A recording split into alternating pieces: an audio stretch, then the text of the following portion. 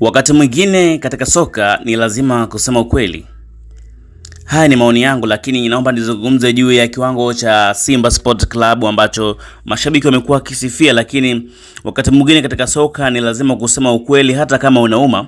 Kwa mtazamo wangu, matatizo ni yale yale ndani ya Simba Sport Club na dalili zake zinaanza kuonekana wazi. Najiuliza swali moja tu muhimu. Ingekuwaje kama lile goli la dakika za jioni la Mpanzu Kibisawala lisingefungwa? Ukweli ni kwamba leo tungekuwa tunazungumza hadithi ya tofauti kabisa. Tukiacha kujifariji, ni vyema kusema ukweli, ni vyema kuwa wazi. Simba imenusurika tena. Na hii si mara ya kwanza kuona hali hii. Hata kwenye mchezo dhidi ya Dodoma Jiji FC kulikuwa na dalili kama hizi. Na kama msemo unavyosema kwamba dalili ya mvua ni mawingu, hizi ni ishara zinazoonyesha kwamba Simba inaanza kuonesha udhaifu ambao mpinzani makini anaweza kuutumia na kukunyima matokeo. Ndiyo, Simba tunaiona ikicheza vizuri uwanjani, lakini ukweli ni kwamba ubora huo unatokana zaidi na quality ya wachezaji waliopo kuliko mbinu za benchi la ufundi.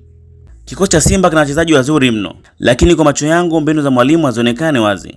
Kila anaelewa mpira anajua jambo hili. Wachezaji wapo, uwezo wao unaonekana, lakini mifumo na maamuzi ya kocha mara nyingi yanaacha maswali mengi kuliko majibu. Ndiyo maana ninajiuliza, je, Simba itaendelea hivi kila mechi?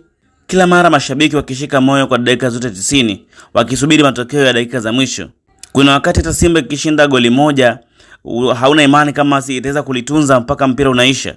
Kwa maana hiyo, hata kama ni dakika 80 Simba inaongoza goli moja, mashabiki wanakuwa wanahisi lolote linaweza likatokea. Wanatamani hata mpira uweze kuisha. Kwa mtazamo wangu, ni vyema kusema ukweli mapema kabla mambo hayajaharibika zaidi. Kwa sababu kama hakuna mabadiliko kwenye benchi la ufundi, basi tatizo linaweza kuendelea kujirudia.